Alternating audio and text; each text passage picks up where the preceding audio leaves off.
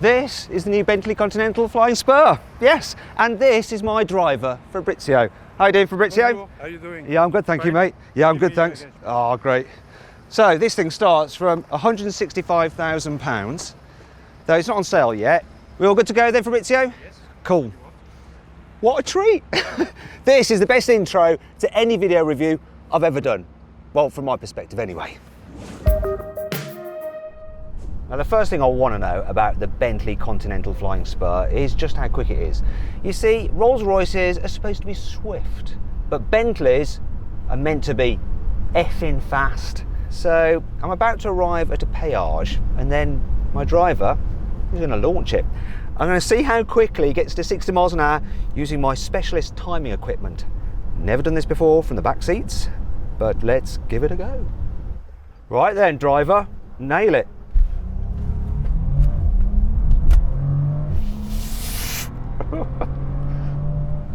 And I've got a reading, people. It's 0 to 60 in 4.2 seconds. Now the car is supposed to do it in 3.7, but to be fair, that was uphill.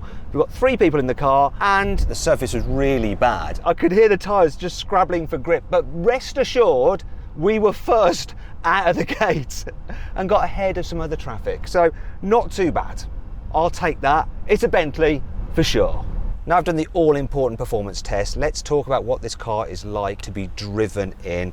So first of all, this isn't actually the best seat to be in, it's that one there behind the front passenger seat, because then you can move the front passenger seat all the way forward. But still, there's no problems here for me, even though he's in his normal driving position. I've got loads of knee room, loads of headroom. I can just sit back and relax and enjoy this lovely Bentley pillow that I'm nestling my head on. It's actually made out of suede. In fact, the leather in here is absolutely gorgeous and quality everywhere is impeccable. Everything's hand stitched. It's joyous. I love it. Plus, when you're just driving around, it's superbly quiet, unless Fabrizio puts his foot down, then you hear that W12, but it's never intrusive. And of course, it's fully kitted out. So underneath my armrest, there is the all-important connectivity things there, so I can charge mobile devices, some cup holders there, which I can use to hold. Look, in here we have a fridge. It's my bottles of water. Now, it would be a bit better if I had some champagne in there, but I haven't. Oh, I'll tell you what, every single switch you touch is just glorious. It's like a jewel. And the organ stops back here, and the knurling around the air vents. And I like this as well, look. You've got a little area for your mobile phone, you can just plop it there. And then you've got this main infotainment screen here. It's exactly the same as you get in an Audi A8, so you can actually detach it, look like that, which means that thieves can easily detach it. So when you park up, you're gonna have to put that in the boot. Though of course your driver will stay with the car, silly me. Now, one of the things that Bentley's asked us to do is use the mirror app. So you can use the mirror app to check that you're looking good, you know, so you're spick and span for your arrival at your destination. And they actually asked us to do a photo with this and see if we could think of the most creative photo we could do. So I did think of one, and I didn't shoot it in this car. This is what I came up with. Yeah, you can always rely on me to do something a little bit annoying, can't you? And if you don't want to use the mirror function, look, you've got a proper little vanity mirror there. I am definitely vain. Anyway, you can look at the navigation, you can control the media, but then you've also got this other little screen down here which controls, at first glance, it seems that it's only your seats for the heating, the cooling and the rear climate control system. But if I press this little button, look, it pops out. Once again, very similar to one you get in the Audi A8, and then I can do various things with it. For instance, I can operate my seat, the massage function on it. Let's go for a nice, relaxing massage, and I'm going to definitely have the intensity maximum. I like it nice and hard, guys, nice and hard when we're talking about massages. So yeah, that's a really nice piece of kit. It's really, really weighty and expensive. You can do something else really cool with this as well. So I can operate the blinds if I want to. I can do the lighting, so I can change the color of the accents, but I particularly like this. You see the flying bee in the bonnet? I can actually control it with this. I can conceal it if I think it's a little bit too ostentatious. Or, if I want to show off, I can reveal it. Just at a press of the button, and as you see it popping up on the screen, it is popping out the car's bonnet. It's things like that that just make the car feel that little bit more special. Love that feature. You can control a lot of other things through this as well, but I'm not going to bore you with the details.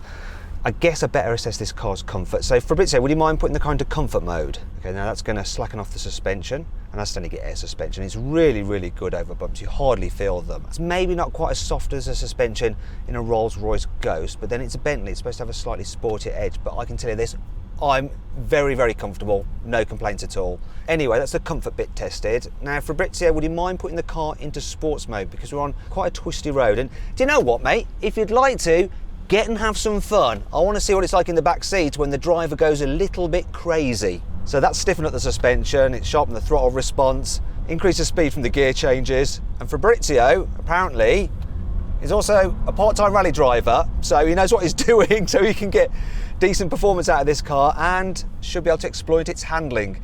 So it's a big thing, this big heavy car. Yeah, we're going around some tight bends and the car is remaining completely flat, and I have confidence in it and Fabrizio because we've got four-wheel drive and it's quite well balanced. And if he gets it wrong, we end up in the sea over there. But flipping heck, do you know what? You cannot do this in the back of a Rolls Royce. There's no way.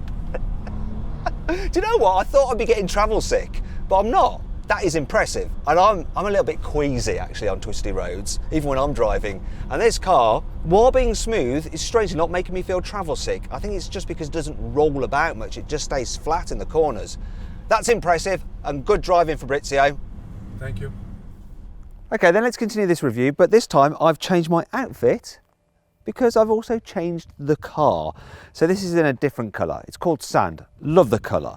And it's got the black pack on it, so you've got like black elements on the car and this strip on the bonnet as well, whereas the other one had chrome. That one was more elegant. This is more sporty, just like my outfit. Now, the front of this car is dominated by this grille. Look, it's massive and it's got vertical slats, which harks back to Bentleys from the late 1950s. There's also blingy crystals in the headlamps. As we move around the sides, you'll notice there's not much of an overhang, really. You know, this is a long car. That makes it look sporty. Now, as standard, you get 21-inch alloy wheels. These are 22s. You've got these B for Bentley vent there on the side. I say vent, it's actually a fake vent. Oh dear. I can't criticise these strong creases in the bodywork though, they're amazing. So the car is actually made out of aluminium. It's really hard to press them into this shape, but they've somehow managed to do it and it does look cool. Also what's interesting is this panel that runs from here all the way down the back part of the car is just one piece, and it's the biggest single piece of panel fitted to any car currently on sale. Let's move finally around the back, and then you've got the classic Bentley tailpipes there. They're not fake, there's two actual exhausts in there, and the back end is really neat. Once again, lots of creases in it and looking good with this black pack on it. I love it. I think this is a really, really sporty looking large saloon. In fact, if you click on the pop-out banner up there, which would you rather have? This Bentley Flying Spur or a Rolls-Royce Ghost? Oh, decisions, decisions. Welcome to the interior of the Bentley Continental Flying Spur, and it's just as glorious as the outside. The design is very similar to that in the Continental GT. However, there are a few differences. For instance, you have what's known as Texas-style air vents in the centre rather than the bullseye design, and the centre console is slightly lower as well, but I do like the way that it's designed to look like it's floating. I love it. I love Bentley interiors though, so I'm a bit biased. I mean, quality in here, I mean, it's almost childish to talk about it, but everything is super lovely. I mean, there's leather everywhere in this car. I love the wood as well. I don't normally say that, but the wood looks good. And then there's this metal strip that runs around the car, and all the detailing, like the metallic bits, the knurling here on this particular car, the Bentley clock, the feel of the steering wheel is glorious as well. Also, the carpets are so thick that it makes me want to drive barefoot. No! God, please, no! The only thing I don't like is the fact that these buttons just remind me of those in an A3. They're identical. Also, we've got digital dials, which I kind of wish that this had analog dials, but they do look cool. And of course, there's a lot more functionality with the digital dials. In fact, this system is pretty much identical to the virtual cockpit you get in Audis. It's just got some Bentley graphics on it. That brings me on to the main infotainment system, which is a huge widescreen, which is very similar to the system in a Porsche Panamera, and it's generally all right, though some of the icons can be a bit hard to hit while you're driving along, and the navigation is okay, and it comes with Apple CarPlay and Android Auto as standard. However, it's not quite as good as BMW's iDrive, and that brings me on to this car's specs. As well as the two digital displays, you get a reversing camera and a 360-degree top-down camera. There's also various technology to stop you crashing into things and people when you're driving through town. As standard, you get a Bose sound system, but you can upgrade to this Bang & Olufsen system, which has 1500 watts and 16 speakers. Not loud enough for you, sir? Well, you can then upgrade further to the Name system, which has 2200 watts and 22 speakers. In fact, that is the loudest stereo fitted to any car in the world ever. I'm talking about as fitted by a manufacturer, not aftermarket systems, people. If you want to make the interior of this car even more lovely, then upgrade to the Mulliner pack. So that includes sports pedals, a jewelled fuel filler cap, diamond quilting on the seats, and a new diamond quilting 3D effect leather in the door panels. I have never seen anything like that before. It's rather cool. Now let's talk about functionality here in the front. So this car's got a wireless charging pad, which is great for me and my Samsung. However, if you've got an old phone, then you do have 2 USB charging points. They're neatly hidden actually, I like that. And there's a 12-volt socket there and a proper cigarette lighter. Yeah, for lighting your Cuban cigars. Then there's the layout. So it's all very simple to operate the climate control because the actual temperature is in the dials here. Then you've got the cooling and heating for the seats. And the seats are very, very comfortable. There's loads of electrical adjustment in them, so you're going to be able to get comfy whether you're big or small. And there's plenty of adjustment in the steering wheel. Once again, it's electric. Then there's the practicality. So decent sized door bins. Look, I can fit that in there. And there's a neat little place just down here. There's one on the other side as well, where you can keep the big Bentley key.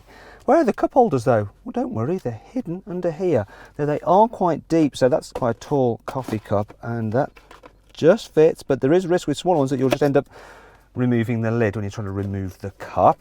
Moving on to the glove box, it's not that big, but it is refrigerated, which means you can keep your drinks cool. Right, let's talk about this car's practicality. Now, I love how you open the boot by pressing the B. Super cool. And as you can see, the size is all right and the opening is quite large. You have this metallic scuff plate here, so when you're having to lift things over the lip, you don't damage your paintwork. It's got nice thick carpet in here. Yeah, it's very thick for a boots carpeting. And you've got some tie down points. You've got a 12-volt socket as well. Under here, there's not much apart from your stuff. And you'll notice there's, the fridge eats into the boot space. In fact, the boot capacity is about 15% smaller than a Rolls-Royce Ghost and Mercedes Maybachs. Oh dear. And that brings me on to 5 annoying things about the Bentley Continental Flying Spur. If you want fully auto cruise control, then you're gonna have to pay extra for it, which is a bit cheeky on a car that costs this much when it's standard on a Toyota Corolla. Also, options are very expensive. It's all too easy to spec this car up way beyond £200,000. I know this car is hand built and everything, but the way that metal strip on the dash doesn't quite line up with the one that goes in the door is really doing my head in, even from here. The new dual clutch automatic gearbox isn't quite as smooth at pulling away from a standstill as an old-fashioned torque converter auto. Now, admittedly, I'm hamming this up a bit to just illustrate to you my point. However, when you're driving along at speed and you're accelerating, then you suddenly lift off the throttle, it does sometimes give you a weird jolt, which is a bit uncharacteristic for a luxury car. Well, you think you may be able to lift this up for some extra storage space. No, it doesn't budge at all, but you can slide it forward, but then there's a problem with that, as I'll illustrate now. While there is a middle seat here in the back, it's certainly not Bentley comfortable. Yeah, you're going to resent the people sat in these 2 outer seats. Thankfully, this car has plenty of cool features to help make up for all this. Here's 5. Fed up of being distracted by modern technology while you're driving? Well, why not have a digital detox? With the press of a button, you can rotate this round to some old-fashioned dials, or if you want to, just get rid of it entirely. That's better. The Flying Bee bonnet mascot took 2 years to design, and you can get it with crystal inlays in the wings, and they actually illuminate at night. How cool is that? The Flying Spur gets the same brakes as the Continental GT, and that means it has 420mm iron discs at the front, which are the largest fitted to any production car. This is the fastest saloon car in the world with a top speed of 207 miles an hour, and it does that in 6th gear. 7th and 8th gear are just for improved economy. You get rear wheel steering as standard, which means the back wheels turn in the opposite direction as the fronts when you're going slowly to make this more manoeuvrable, and then they go in the same direction as the fronts when you're going faster to improve stability. You also get active anti-roll bars which decouple when you're going along the straight to help make things nice and comfortable. At the moment, you can only get the Bentley Continental Flying Spur with one engine, but what an engine it is. It's a 6-litre W12 with 635 horsepower, 900 Newton meters of torque, and there it is, behold, look at it. Now, if that's a little bit too powerful for you, there will be a twin-turbo 4-litre V8 with 550 horsepower and 770 Newton meters of torque, and if you're a bit worried about the environment and want to improve your economy, there'll also be a V6 plug-in hybrid with 450 horsepower and 700 Newton meters of torque. Now, what happens when you give your show for the day off and you've got to cruise around town yourself? I mean, this is a big long car, 5.3 meters. It's going to be too awkward to drive, but wait a minute. We've got rear wheel steering as standard, so actually it's very, very maneuverable. Oh gosh, that's taken a lot of the strain out of driving in town, I can tell you. It's a nightmare around here, actually. So you almost got crashed into by a blooming lorry. Woo! Yeah, that would have cost you a lot of money. That would have, Mr. Sixt. Not sure if you've got the insurance for that. Yeah, I have got a camera on my car and you have been filmed. Don't worry though, it's just for entertainment, it's not for prosecution purposes. Anyway, I'm looking for my hotel. It's a travel lodge. Where's the travel lodge? All these just look a little bit too cheap for me. Wait a minute, is that Tiffany Dell? So what happens when you've got a long journey and you really can't be arsed to drive yourself? Well, all you have to do is engage the automatic cruise control, which will keep you a safe distance from the car in front and do the steering for you. However, if you take your hands off the wheel, it can tell there's no resistance from your hands and it will eventually disengage. But I have a solution. You see these Bentley Ashtrays, they're solid metal, so are really heavy, and if you wedge them in the steering wheel like that, provides enough resistance that the car thinks you're holding the steering wheel, so it doesn't disengage. So you can just sit back and relax and enjoy the drive. Still working. Still working. Still working. Yeah, don't do this at home. It's just for illustration purposes. Anyway, Fabrizio, you're fired.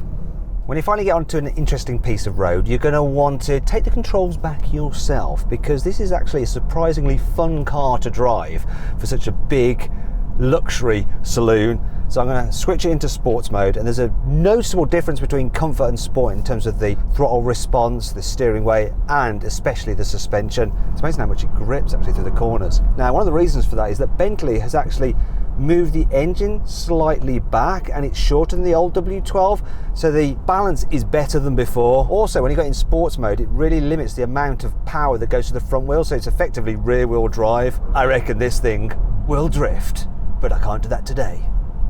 Anyway, what I'm going to do is put it into Bentley mode, which actually works out what I'm doing, what the road's like, and it gives you the best of both worlds between comfort and sportiness. And I can just waft along or hammer it depending on my mood. However, if you want to hammer it a lot, you're probably going to be better off with the Continental GT. It's just a little bit more sporty. And if you click on the pop-out banner up there in the top right corner of the screen, you can watch my video review of it.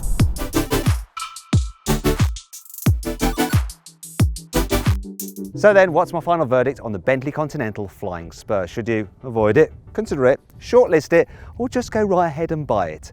Well, if you want a luxury car that's brilliant to drive, but also brilliant to be driven in, if you can afford it, just go right ahead and buy it.